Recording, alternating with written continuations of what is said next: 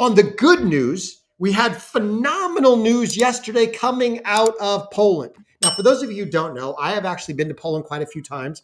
I did some missions trips there. I have a lot of good friends, Polish friends in Poland. I love visiting Warsaw and Krakow, and they're amazing, amazing place. But Poland has again defied the European Union. They are lining up with the likes of Italy, with the likes of the opposition party in France, Marine Le Pen's party. They are lining up with the AfD in Germany. But in this particular case, they won. They didn't come in second. They didn't just force a conversation. They won. So here we go. This is absolutely phenomenal news. I am stoked for Poland. I'm also stoked for the world because the nationalist civilizational movement is absolutely gaining steam around the world. So the Trump-backed nationalist clinches Poland's presidency. Karol Nawrocki, depending on, I believe if it's CKI, it's either Nawrocki or Nawrocki, depending on, there's a couple different ways to pronounce it in Polish, but I would go with Nawrocki.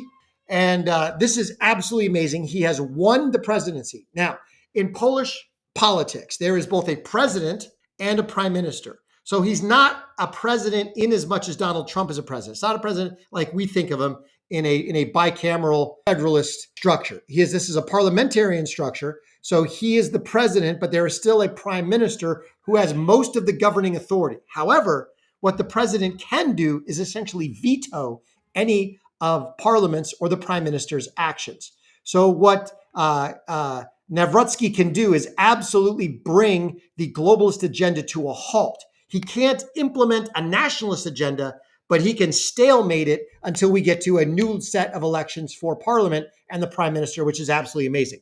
So check out this story. I thought this was pretty well done on the Polish elections. And then we're going to dive into Karol Nawrocki and kind of his personality and some of the speeches that he gave. But this is amazing, amazing stuff. Here we go.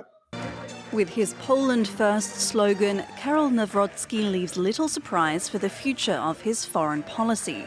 The Conservative can't be described as anti-European, but his win does represent a blow to the reform agenda of the pro-EU government. Polish presidents wield veto power on legislation, which can only be overturned by a 3/5 majority in parliament, which the government doesn't have. Nawrocki wants a withdrawal from the EU's Migration Pact and Green Deal. I will not allow the security of Polish men and women to be threatened by illegal migrants, our economic and business life to be threatened by the introduction of the euro. I will not accept the new EU treaties will be signed and that Poland will lose its sovereignty in many areas of social life. Nawrocki has also promised to favour Poles over other nationalities, including refugees from neighbouring Ukraine. Since Russia's full-scale invasion, Poland has spent more than 3.5 billion euros on assistance to Kiev, a figure that represents almost 5% of GDP. Nawrocki supports continued aid, but is against Ukraine joining NATO amid fear the alliance could be drawn into war with Moscow. It's no surprise Poland is so sensitive to the situation in Ukraine, sharing a border with not only the war-torn country, but also Moscow-friendly Belarus and the Russian enclave Kaliningrad. While it has the largest active military in the EU, strengthening Warsaw's own defences are also a priority for Nawrocki. Like his political rival, he pledged to allocate 5% of GDP to defence. It comes amid concern that Poland and Europe can no longer rely on the United States for protection.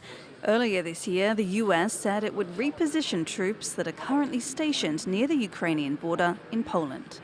So, he is talking absolute sense. An end to the migration nightmare that the EU has strapped them with, an end to the Green New Scam. Basically, no further NATO inroads for Ukraine, which absolutely produces a path to peace potentially with Russia, if we can ever get those two on the same page. But this is absolutely phenomenal news for Poland. This is great stuff.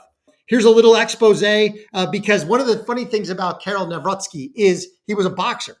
So that was actually a big deal in the election. I guess it was a big draw because he's an actual man's man and not a simp. But this is amazing stuff. Check this out.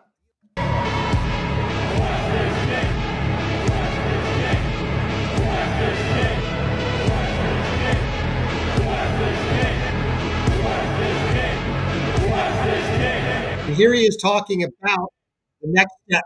Oppose illegal migration, we will stop the anti-American change in Europe. Będziemy opierać się nielegalnej imigracji i będziemy opierać się antyamerykańskiej polityce w Europie.